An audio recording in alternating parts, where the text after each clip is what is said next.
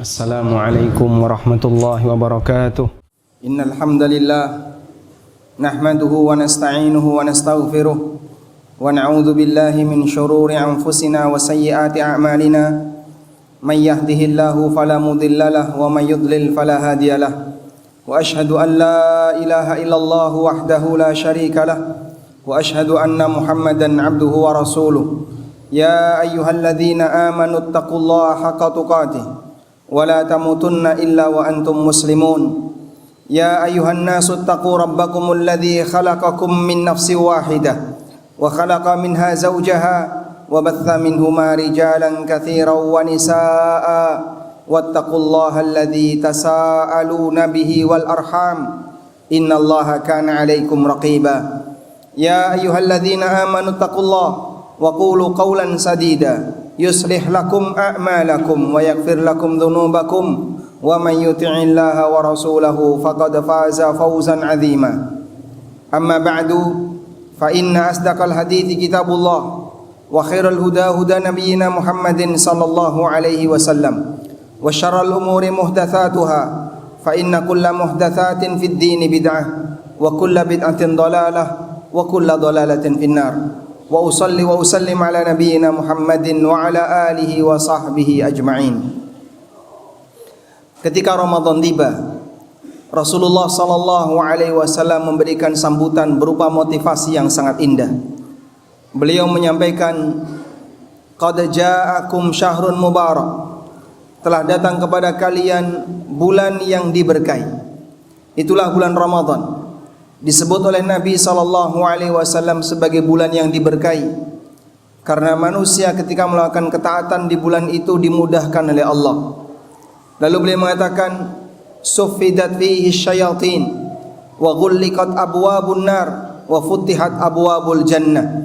Setan-setan dibelenggu, pintu neraka ditutup, pintu surga dibuka. Di sini memberikan motivasi bagi siapapun yang berbuat taat agar dia bisa melakukannya dengan penuh semangat.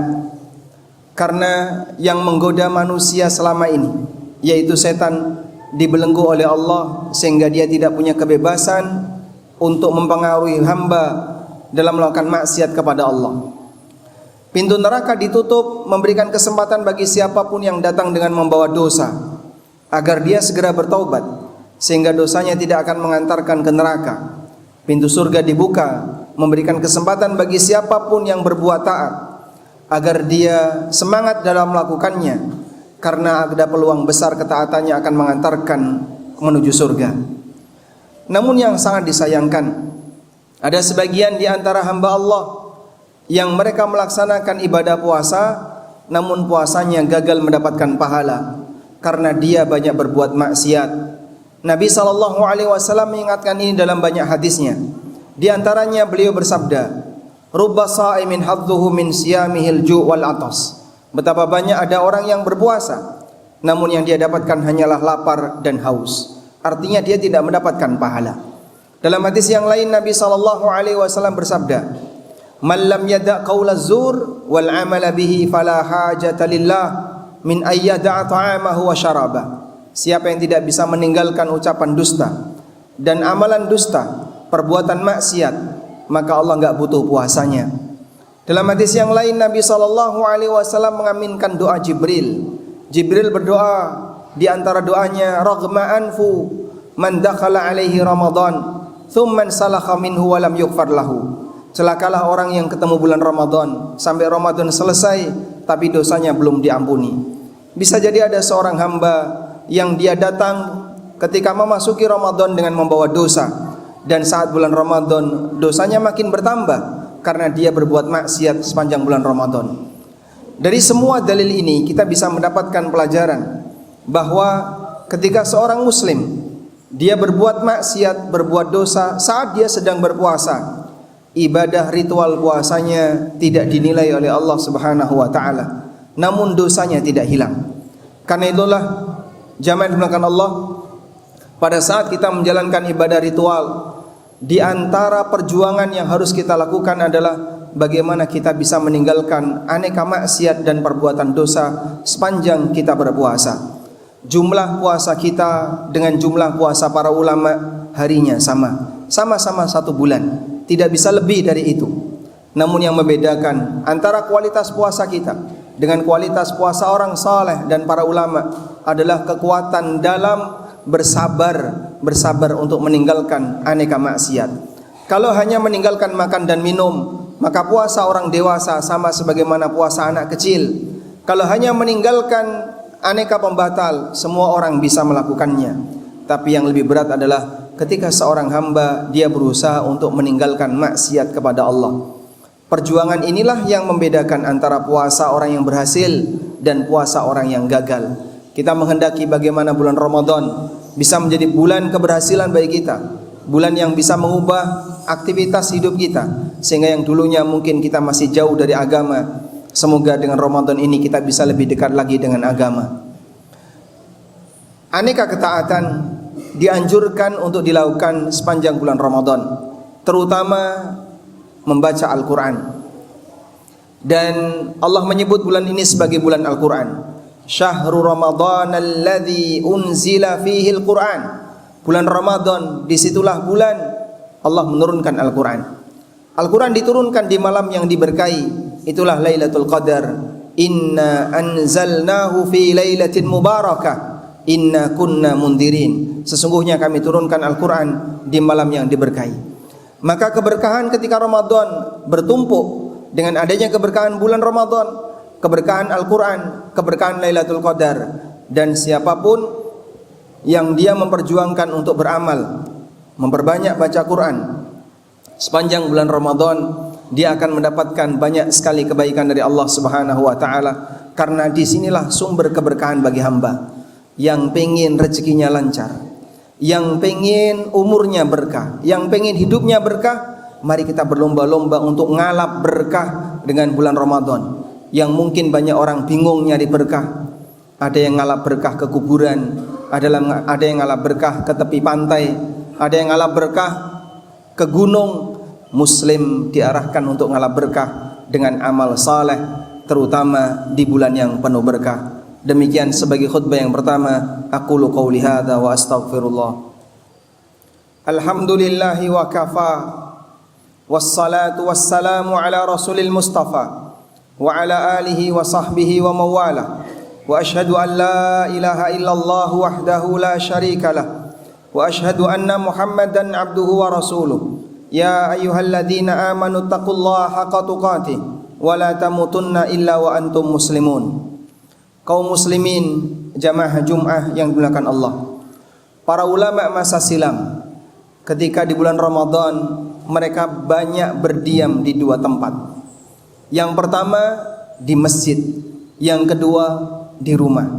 Sebagaimana dikutip oleh Ibnu Muflih dalam Al-Adab Asy-Syar'iyyah, keterangan dari Imam Ahmad rahimahullah, kanu yalbisuna al-masajid idza dakhala Ramadan yaskununal masajid. Dulu para ulama ketika sudah masuki bulan Ramadan, mereka banyak berdiam di masjid. Wa yaqulun, dan mereka mengatakan, nahfadzu siyamana, kami menjaga puasa-puasa kami. Ulama menjaga puasa dengan cara banyak berdiam di masjid. Karena ketika orang itu di masjid, maka dia akan lebih bisa membatasi diri untuk berbuat maksiat, baik maksiat penglihatan, maksiat lisan, maksiat pendengaran, maupun maksiat indera yang lainnya. Yang kedua adalah lebih banyak berdiam di rumah. Sebagaimana perkataan Abu Darda radhiyallahu anhu, beliau pernah mengatakan, ni'ma saumiyatur rajul baituhu yamna'uhu min maksiatillah. Sebaik-baik tempat ibadah seseorang adalah rumahnya, selain untuk kegiatan salat wajib. Karena rumah itu akan menghalangi seseorang dari bermaksiat kepada Allah. Talaq bin Habib, seorang ulama tabi'in, kalau sudah memasuki bulan Ramadan, beliau tinggal di dalam rumah. Walam yakhruj illa lisalatin, dan beliau tidak keluar rumah kecuali untuk kegiatan salat berjamaah. Demikian pula yang dialami oleh Abu Hurairah dan murid-murid beliau. Ketika sudah memasuki Ramadan, mereka lebih banyak berdiam di masjid. Dan mereka mengatakan, nahfadzu siyamana, kami menjaga puasa-puasa kami. Maka bagi Bapak Ibu sekalian, para jamaah, terutama teman-teman para pemuda yang tidak ada kegiatan di luar, maka sebaiknya berdiam di rumah. Mungkin bisa bantu orang tua atau kegiatan ibadah yang lainnya, atau lebih sibuk di masjid. Hindari kita hanya nongkrong di pinggir jalan sambil main petasan, karena semua itu bisa menghilangkan pahala puasa. Sangat disayangkan kita lelah menahan lapar dan minum, kita capek untuk menahan panasnya terik matahari ketika puasa, namun ternyata pahalanya hilang disebabkan hanya kita gunakan untuk nongkrong di pinggir jalan atau jalan-jalan bersama dengan kawan yang tidak ada nilai pahalanya, bahkan bisa menghilangkan pahala. Termasuk juga mungkin kegiatan-kegiatan yang tidak penting, bukber yang mungkin tidak penting untuk dilakukan, sebaiknya tidak dilakukan. Kalaupun misalnya ingin acara bukber dalam rangka membangun keakraban, kami sarankan ini dilakukan saat puasa Syawal, bukan pas puasa Ramadan. Sehingga batasi untuk kegiatan bukber di restoran atau di hotel atau yang lainnya, karena ini bisa berbahaya bagi puasa kita. Kita sayangi puasa kita sebagaimana para ulama dulu menyayangi amal ibadah mereka. Semoga Allah Ta'ala memberikan kemudahan bagi kita untuk bisa maksimal dalam menjalankan ibadah puasa sepanjang bulan Ramadan. Allahumma salli ala Muhammad wa ala ali Muhammad kama sallaita ala Ibrahim wa ala ali Ibrahim innaka Hamidum Majid. Allahumma ighfir lil mu'minina wal mu'minat wal muslimina wal muslimat al ahya'i minhum wal amwat innaka sami'un qaribun mujibu da'awat ya qadiyal hajat. Rabbana ighfir lana wa li ikhwanina alladhina sabaquna bil iman wa la taj'al fi qulubina ghillan lil ladzina amanu rabbana innaka raufur rahim. Allahumma a'inna ala dzikrika wa syukrika wa husni ibadatik. Rabbana atina fid dunya hasanah wa fil akhirati hasanah wa qina adzabannar. Wa sallallahu ala nabiyyina Muhammadin wa ala alihi wa sahbihi wa sallam. Wa akhiru da'wana alhamdulillahi rabbil alamin wa qumu ila salatikum.